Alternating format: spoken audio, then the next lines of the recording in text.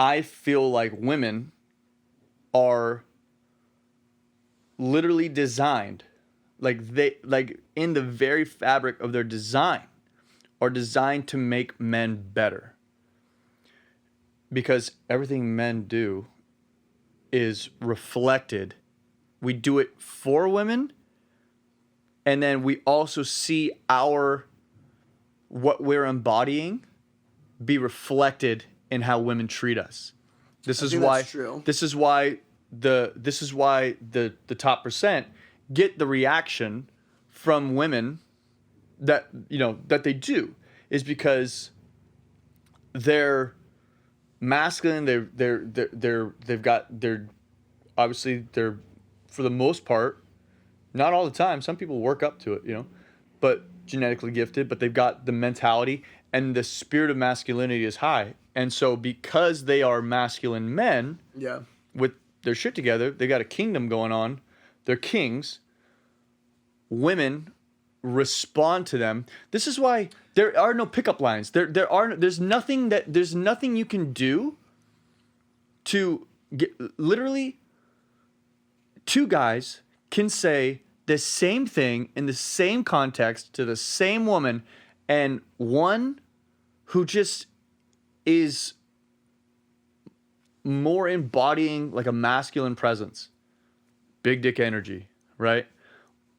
The one with the more big dick energy is going to get a positive response, and one that is going to get a negative response, because the women are literally just reflecting your own energy back.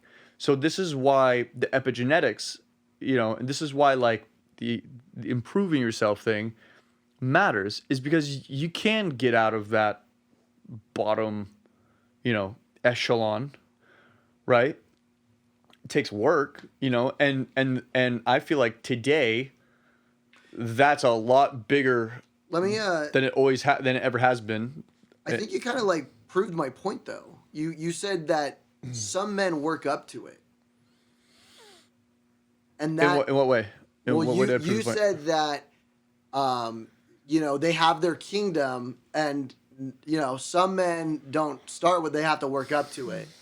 And that's kind of proving my point. Men have to work up to it. The motivating thing is the women that they will attain to work up to it. But if we're setting the bar as 10%, 10% of men get all the women. So if you're number 12 percentile, you're kind of fucked. So that's the issue that I'm bringing up, right? So then your stance is that it is the duty of the top 10%. Of the top 10% men to go to basically Kevin Samuels women and go like, you don't belong with me, you belong with They don't need to say them. it. They just need to know it, and they need to act accordingly. But it's not their place to put women in their place. It's their place to make decisions accordingly, and the women will make decisions accordingly afterwards. But based on female nature, they're going to come for the handkerchief. Sure. And you just don't respond. Because they're not the one. They're not the woman that you long term are looking for. Right. But if they're dropping the handkerchief, right? You don't pick it up. But they're gonna keep dropping it. Sure, and it's your duty to not pick it up if you're not interested. Not just because it would be fun to have sex with them. Well, and that's really what it came down to for me. I get a lot of women that I could probably have sex with, that it would be fun to have sex with them. But like, do I want to date them? No. So I don't. Because I know that they're going to get pair bonded to me, and it's going to affect their ability to pair bond with somebody else, especially when they come to my apartment with my, like, when they come and they see my kingdom, it darkens some of the other dudes' kingdoms. So, at least in my mind. You could say that I'm egotistical or whatever, all these things. But no, like, I acknowledge the fact that like I don't know if I'm top 10%, but like I'm a quality mate enough that like I don't know if it's egotistical. Don't have the same things or the same infrastructure. And I wouldn't say it's egotistical. I wouldn't say that it's like foolish to go like on the other extreme, I guess I'm just not smart enough to know if like that's like something that the indifference, like expressing indifference, actually fixes, or if it's even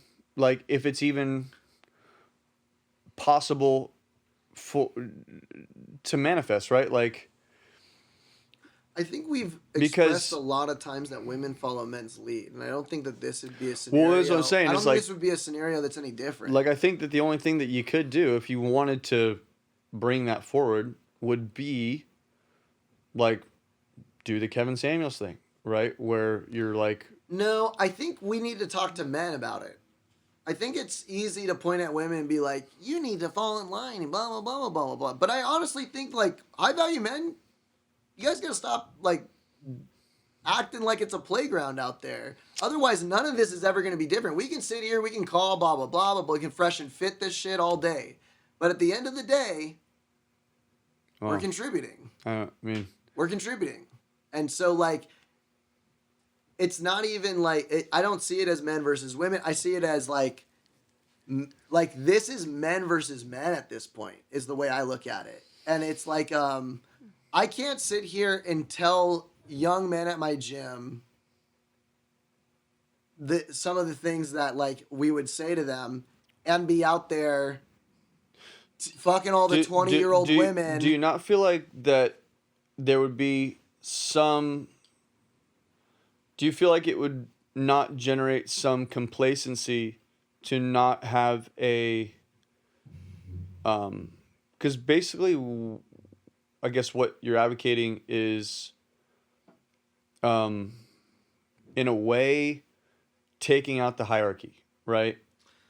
No, because that's the point of like. I wouldn't say hypergamy, taking right? out the hierarchy. I would say evening out the hierarchy. So, communism for dating. No, not communism for dating, because I'm not being forcing facetious. anybody to make any decisions. Right. It's more like encouraging men to so not here's explore the where I see options. the issue was, right? Somewhere in our like high school time or something like that, like, you know, this like third wave feminism shit like kind of kicked off like real heavy. Yeah. And I'd say it's about... it started off with like men are sluts, so let's be sluts too. And I think a better answer was men stop being sluts.